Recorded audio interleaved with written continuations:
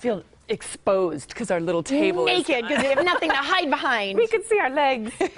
We have legs. Thank God I put a spray tan in a bottle on my legs today. Well, it is Wednesday. We are happy that you've joined us, and we have a lot to talk about.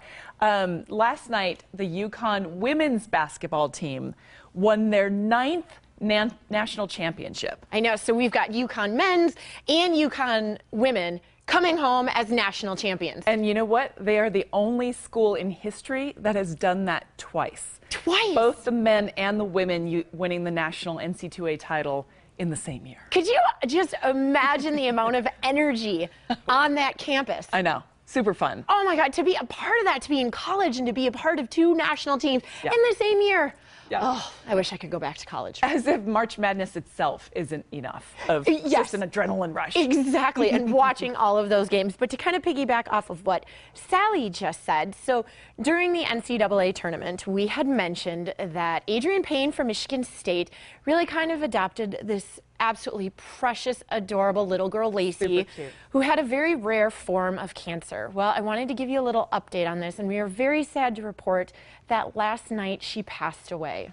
She was only 8 years old. Yes. And they actually met when Adrian was doing a hospital visit and talking to all the kids, and she called him Superman and he called her little princess or little sister or something. Yeah, and she was very sad. They met when he was a freshman, and they've always had this relationship ever since. And on senior night, he brought her out in front of everyone, and she got to be a part of some really cool things. And I know in the video that we showed, she said that she loves him so much and she wants him to make the NBA. But yes, she did pass away last night, which was very, very sad. Yes. So, you know, obviously our thoughts and prayers are going out to her family. Very much so. Okay, completely switching topics now. There is a commercial that has just launched that is just getting people all fired up because of this commercial, and women in particularly are saying, take that off, I don't like it. So we have one of the commercials, there's 4 of them, but take a look.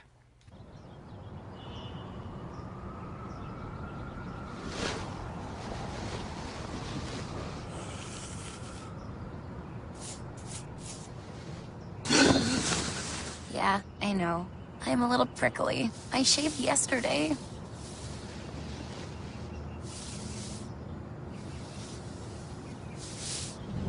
Don't risk dudeness. Veet wax strips. Feel womanly around the clock. Okay, so Sally, you're laughing. I know. I mean, it's humorous, but I totally understand the controversy. It's shaming women into shaving. Right. And making it out like the level of your hairiness has to do with masculinity versus femininity. I mean, some people are just, in different cultures even, are just naturally more hairy. And it's like you're supposed to accept the person, not you know, what they are on the outside. Exactly, and that's where really the debate is coming. Like, how inappropriate is it? And women are now saying, like, I don't have to shave if I don't want to, and just like you said, you should like me for who I am, versus if I'm a little prickly or not. But Veet is obviously the commercial, and they want you to use their waxing products. So at the same time, it's like, okay, if you're really hairy, use Veet, and your hair stays away forever. Well, not forever, but close enough. Well, and then there's the other side of commercials like this. They've actually pulled it, apparently, this week. But, you know, Veet is a product I had heard of long ago and no one's talked about in so long. And now we're talking about it. So no publicity is bad publicity? I know, and then it makes you wonder. So it's like when they're sitting around the table, are they like, okay, this is going to stir up a lot of controversy. Let's launch it and see what happens because it gets people talking about it. Or do you think they're really like, this is the best commercial ever, no one's going to have any reaction to it? I'm sure there's some aspects of sitting around that table going, let's push the envelope. Oh, I think so too. Let's just see what kind of reaction we get. And they don't know if it's going to be controversial or if a group of people are going to think it's hilarious. And once again, they get the publicity. Yes, I mean, we're talking about here in the Morning Blend, right? There you have it.